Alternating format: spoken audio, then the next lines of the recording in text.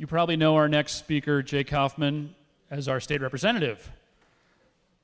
But that wasn't where he started. Apparently he made some mistakes first. When David contacted Jay and asked him about speaking tonight, his first thing he said was, "That's easy for me. I've made lots of mistakes. I don't know where I'll start." Please welcome to the stage, Jay Kaufman.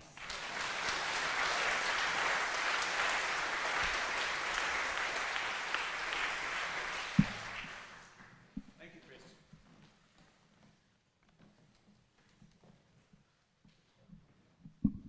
Daniel Borston, the historian and former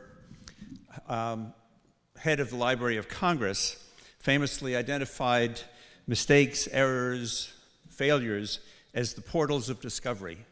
The portals of discovery. I've been blessed with many portals, but one came readily to mind when David invited me to be part of this celebration of mistakes here tonight. Rip, this will sound familiar to you. I set out to pursue, and for a long time did pursue, a PhD and a career as an academic. Spoiler alert, I achieved neither. But that pursuit led to many discoveries along the way and is a gift that keeps giving. As an undergraduate at Brandeis, I was inspired by the wonderful faculty that taught us, incredibly gifted teachers, very, very smart people, occasionally some wise people. And that faculty, that sense of intellectual excitement, and the fervor of the 60s made it appear to be the kind of place that I would want to spend my life. It was the kind of setting that appealed to me. I applied to graduate school, had the requisite beard, smoked a pipe, and had leather patches on my tweed jackets. Now, it's not like there were no warning signs about the fact that the image that I saw in the mirror was, at very least, a distortion, but certainly not me in any event. First of all, in high school, I was a pretty good student, but I got more of my excitement as the president of the student council. At Brandeis, I majored in philosophy, in part because it was the major that had the fewest course requirements, allowing me to dabble in lots of other themes and subjects and really focus on my major, which was student activism. This was the 60s. Civil rights, the Vietnam War, and I was very lucky, privileged, to be able to launch the Student Educational Policies Committee at Brandeis, which was designed to be the counterpart to the faculty EPC and give the students a voice in educational policy decisions, tenure decisions, and the like. This will sound familiar for those of us of the 60s. I was particularly proud of one accomplishment. We set up something called an interdisciplinary major. If a student had thoughts and ideas and interests that didn't fit neatly into the disciplines that are the defining elements of the world of higher education, he or she could propose an independent major, and with the requisite approval was able to pursue that solitary decree. So again, it was the excitement of being a student activist and student leader that was much more appealing to me than the pre-Socratic philosophers and the like. One of my favorite professors, Harold Weisberg, was a professor of philosophy, also the dean of the graduate school. And when I told him that I was going to apply to graduate school and looked forward to an academic career, he just gave me that all-knowing look and said, "You don't have the Sitzfleisch for that." For those of you who don't know German or Yiddish, Sitzfleisch literally means the meat on which you sit.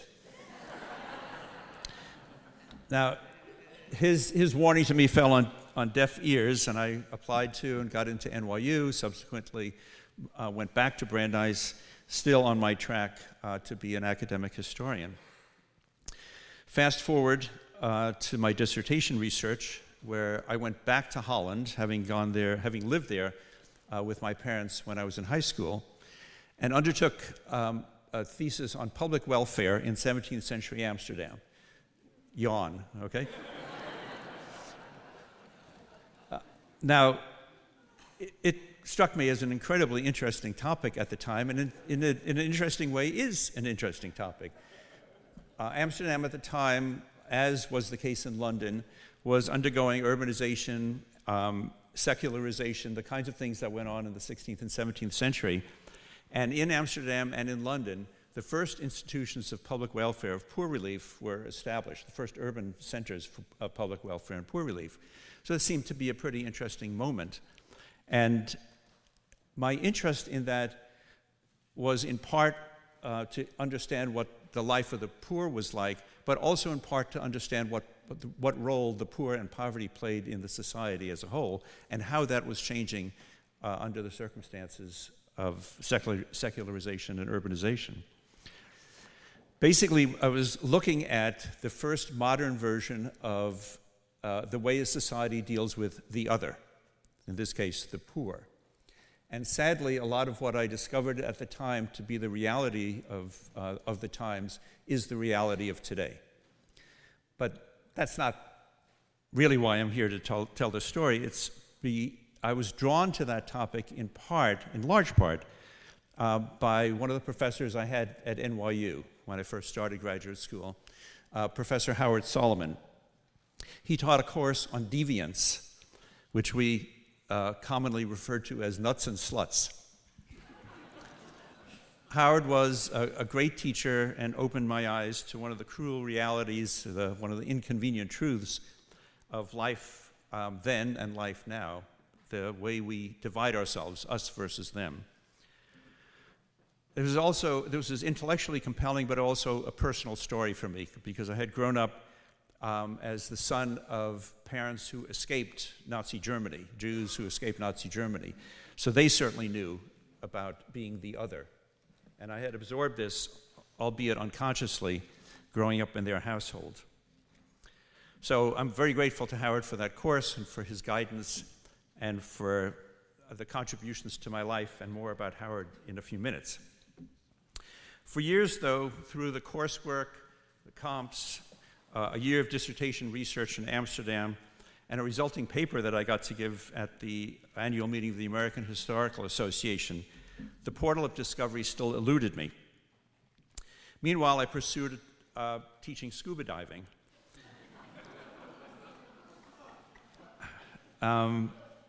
George Bass, at the time the Dean of Underwater Archaeology, had just invented underwater archaeology, applying the principles of land-based archaeological research to the underwater environment.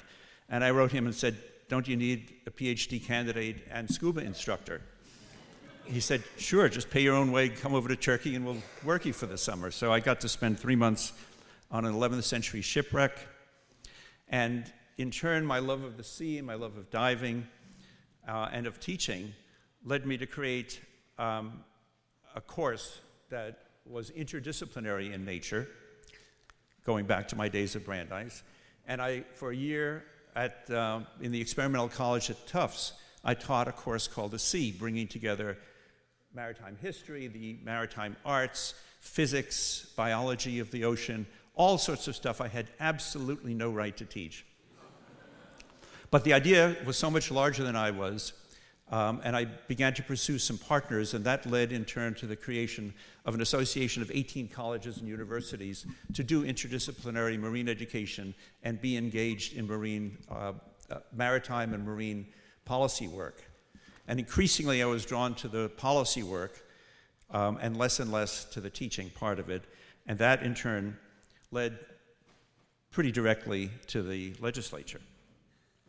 All this time I was really pursuing my dreams in many ways, and this dissertation, this incomplete dissertation, just hung around my neck like an albatross. I had done all the research, like others in this room, and it just sat there. I had delivered that paper saying everything I had to say, and I just couldn't be bothered finishing up the next 270 pages. So, and with this I want to show a slide. The title of my dissertation was Poverty and the Poor. Again, dealing with the poor and the institution of poverty and the relationship to the larger community. On many occasions I said, okay, in the next 6 months I'm going to finish the damn thing, come hell or high water. And there were many 6-month periods that came and went. And on one particular occasion I sat down at the typewriter, typed the title for the umpteenth, and as it turns out, last time, and the P and the O, of which there are many in there, did not work. And what turned up on the page was Verdi and the Art. And I realized in that moment that I was much more likely to write a musical comedy by that name than that damn dissertation. Now, I'm going to skip a couple of pages because I've been given the hook already. But I began with a quote from Daniel Boorstin about errors, mistakes, failures being the portals of discovery. A corollary to that is from the third Beatle that will be quoted here this evening, John Lennon. Life is what happens to you when you're busy making other plans. So my life and my other plans included a move to Lexington, which I had not anticipated, but being part of this incredible community and part of this event here tonight. And this was the result of another wonderful gift, blessing, if you will, that was the result of my mistake of pursuing that PhD, one I haven't yet mentioned. So in addition to Professor Solomon, I met Larry Prusak during my year at NYU. In fact, Larry, Howie, and I left New York at the same time, moved to Boston, and several years later I lived with them.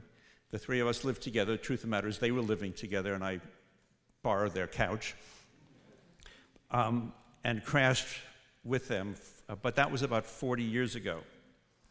Larry, however, has become a lifelong and treasured friend, and when Kathy and I were looking for a place to live, it was largely under the influence of Larry and Brenda that we moved to Lexington. And that is a gift that also keeps giving, an opportunity to be part of this community, have our kids educated here, and then most recently to serve in your name in the legislature. So Larry, you too are a gift that keeps giving. And in turn, a small gift for you. Although we've not been together for decades, if you look to the back, and I can't see, if you look to the back, somewhere back there, is Howie, who's here tonight. Also to celebrate our shared journey.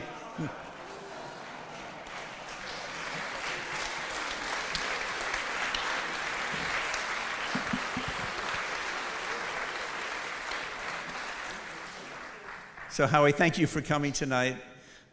Larry and Howie, thank you for your friendship. Brenda and Kathy, we're all having brunch together tomorrow morning, whether you know it or not. And thank you all for making this community so special for me and my family, and thank you for listening tonight. Good night.